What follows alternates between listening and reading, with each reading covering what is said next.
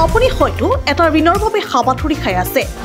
ঋণ দিয়াৰ নামত আপোনাৰ পৰা বিচৰা হৈছে বিভিন্ন নথি পত্ৰ, দেখুৱাইছে অজুহাত। ইয়াৰ উপৰি আপোনাৰ পৰা বিচৰা হৈছে গেৰাণ্টি। আপুনি ঋণ ঘূৰাব পাৰিবনে? ইমানৰ পিছতো আপুনি এটা ঋণ লাভ কৰিবলৈ সক্ষম হয়নে? চিন্তা নকৰিব, কিয়নো আপোনালোকৰ বাবে আছে বন্ধন বেংক। বন্ধন বেংকৰ জৰিয়তে আপুনিও লাভ কৰিব পাৰে বৃহৎ সকাহ, পাব পাৰে দুশ্চিন্তাৰ পৰা মুক্তি। কিয়নো বন্ধন বেংকে অতি সহজে ঋণ প্ৰদান ব্যৱস্থাৰে সমাজলৈ যি বৈপ্লৱিক পৰিৱৰ্তন আনিছে, তাৰে হেজাৰ হেজাৰজনে এতিয়া বাট বুলিছে উন্নতিৰ। আঁতৰ হৈছে আন্ধাৰ। দেশৰ লগতে ৰাজ্যৰ বিভিন্ন প্ৰান্তত বন্ধন বেংকৰ ঋণ গ্ৰহণৰ জৰিয়তে ইতিমধ্যে আত্মনিৰ্ভৰশীল হোৱাৰ লগতে সুপ্ৰতিষ্ঠিত হৈ পৰিছে। হেজাৰ হেজাৰ যুৱক যুৱতীক ঋণ প্ৰদানেৰে বন্ধন বেংকে সুপ্ৰতিষ্ঠিত কৰাৰ মাজৰে আজি আমি তিনিগৰাকী লোকৰ বিষয়ে উল্লেখ কৰিম। ইয়াৰে প্ৰথমগৰাকী লখিমপুৰৰ চিলাপথাৰ জ্যোতিনগৰৰ উৎপল ৰায়। তেওঁ বন্ধন বেংকৰ চিলাপথাৰ শাখাৰ পৰা ৩ পৰা ৫ লাখ টকালৈকে ঋণ লৈ বৰ্তমান এখন হোটেলৰ ব্যৱসায় কৰি সুপ্ৰতিষ্ঠিত হৈ নিজৰ লগতে আন বহুতোকে কৰ্ম সংস্থাপন দিবলৈ সক্ষম হৈছে। তেওঁ বন্ধন বেংকক ধন্যবাদ প্ৰদান কৰি প্ৰতিবিম্ব লাইভৰ আগত এনেদৰে কয়। মোৰ নাম শ্ৰী উৎপল ৰায়।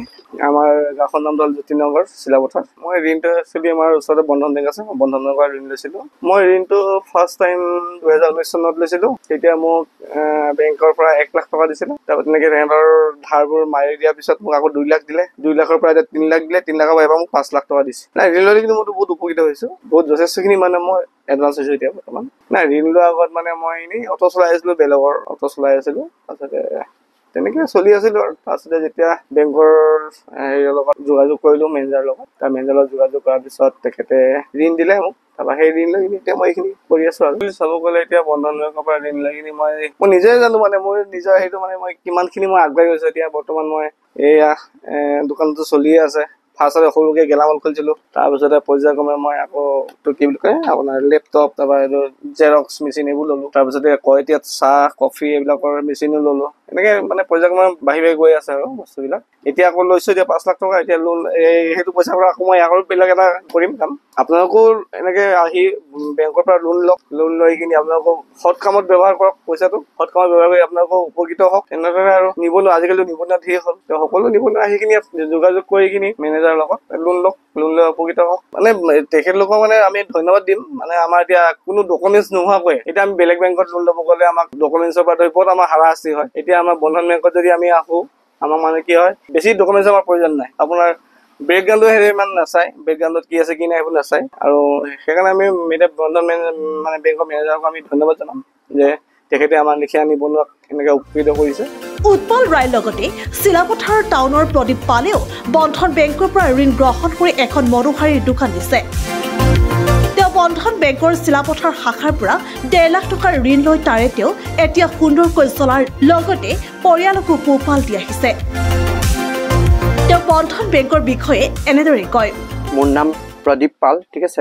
মোৰ দোকানৰ নাম হ'ল নিউ পাইল কছমেটিক। মই আপোনাৰ বিজনেছ কৰিবৰ কাৰণে ফাৰ্ষ্টত গোটৰ পৰা লোন লৈছিলোঁ। গোটৰ পৰা 3বাৰ লোন লোৱা হৈছিলে। ফাৰ্ষ্টত লৈছিলোঁ 30,000, সেইটো ক্লিয়াৰ কৰিলোঁ। তাৰপিছত লৈছিলোঁ 50,000, সেইটো ক্লিয়াৰ কৰিলোঁ। তাৰপিছত লৈছিলোঁ 80,000, সেইটো ক্লিয়াৰ কৰিলোঁ। এতিয়া অলপ গোটত এৰি পিনে আপোনাৰ পাৰ্চনেল লোন একটা লৈছিলোঁ বন্ধন বেংকৰ পৰা। পাৰ্চনেল লোন লৈছিলোঁ 150,000 দি এতিয়া ধুনীয়াকৈ বিজনেছ কৰি আছোঁ। 1 yearsৰ কাৰণে লৈছিলোঁ লোনটো, এতিয়া কণ্টিনিউ কৰি আছোঁ আৰু লৈ মোৰ ছাকচেছ হৈছে। দোকানত বহুত ইম্প্ৰুভমেণ্ট হৈছে, নিজৰো বহুত ইম্প্ৰুভমেণ্ট হৈছে, ধুনীয়াকৈ চলাই আছোঁ। আশা কৰোঁ এইটো ক্লিয়াৰ হ'লে আকৌ নেক্সট টাইম ল'ব পাৰিম।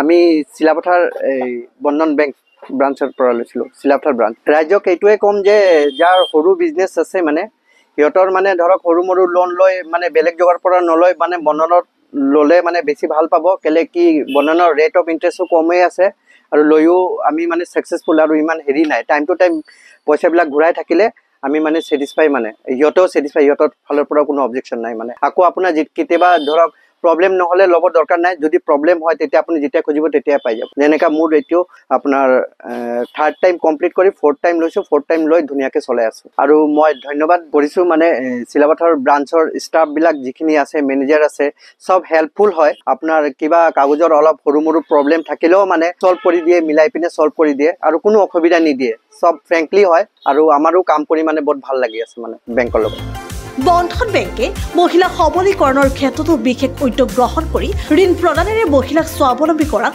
সদায় আগভাগ লৈ আহিছে ইয়াৰ প্ৰশ্ন উদাহৰণ হৈছে চিলাপথাৰৰ সৰ্বৰসী মহিলা সীমা দেৱী সীমা দেৱীয়ে বন্ধন বেংকৰ পৰা ঋণ গ্ৰহণ কৰি দিছে এখন কসমেটিকৰ দোকান